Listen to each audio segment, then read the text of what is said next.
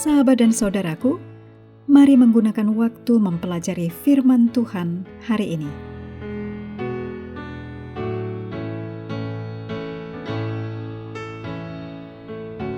Hari Jumat tanggal 23 Mei ini merupakan bagian pendalaman dari pelajaran dalam Mazmur bagian pertama.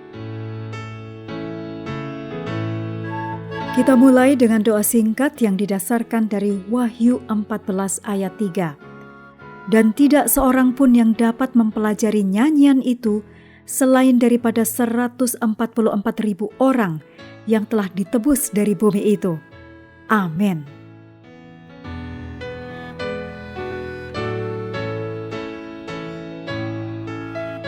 Berikut ini kutipan dari tulisan Ellen G. White dalam buku Alfa dan Omega, Jilid 2, halaman 430 dan 431.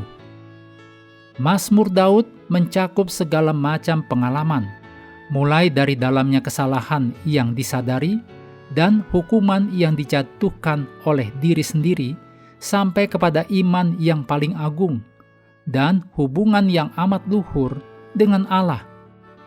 Catatan hidup Daud menyatakan bahwa dosa hanya akan mendatangkan kutuk dan kehinaan, tetapi bahwa kasih dan rahmat Allah dapat menjangkau sampai kepada jurang yang paling dalam, bahwa iman akan mengangkat jiwa yang bertobat untuk ambil bagian dalam pengangkatan sebagai anak-anak Allah.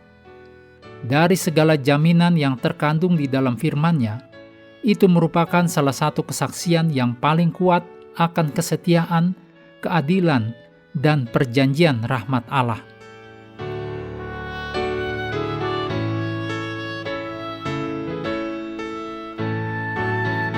Aku telah bersumpah kepada Daud hambaku, maka tanganku tetap dengan dia, bahkan lenganku meneguhkan dia.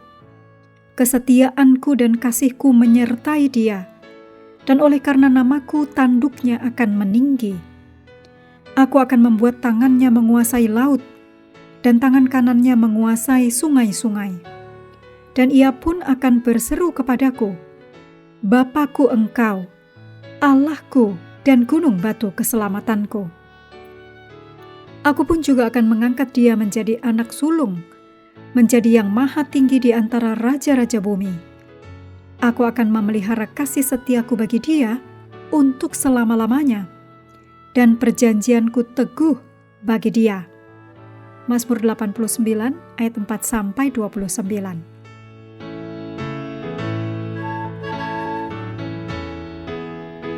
Berikut adalah hal-hal untuk diskusi. Yang pertama, umat manusia telah mengalami kegagalan yang menyedihkan dalam menjaga bagian kita dalam perjanjian dengan Tuhan.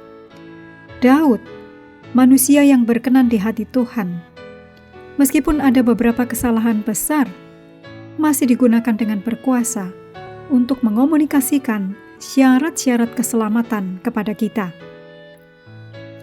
Diskusikan dalam pengertian apakah Daud membayangkan Yesus yang menepati perjanjian Tuhan dengan sempurna demi kita, dan mengapa yang Yesus lakukan demi kita menjadi satu-satunya harapan kita. Yang kedua, diskusikan bagian mana dalam Mazmur yang menurut Anda sangat membantu atau bermakna karena mencerminkan jenis pengalaman yang telah Anda alami sendiri.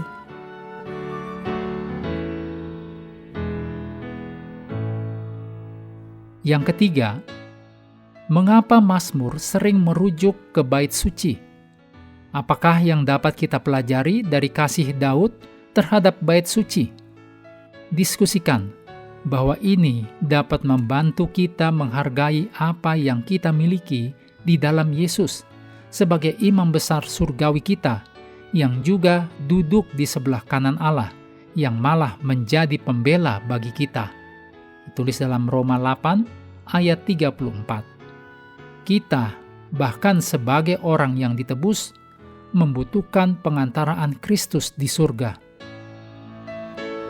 Yang keempat, Berdasarkan kutipan Ellen G. White tadi, diskusikan pengalaman Anda tentang bagaimana Tuhan mengangkat jiwa Anda yang bertobat untuk ambil bagian dalam pengangkatan sebagai anak-anak Allah setelah kutuk dan kehinaan dosa.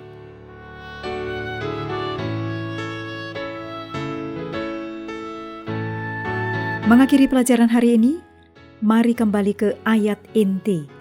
Wahyu 14 ayat pertama.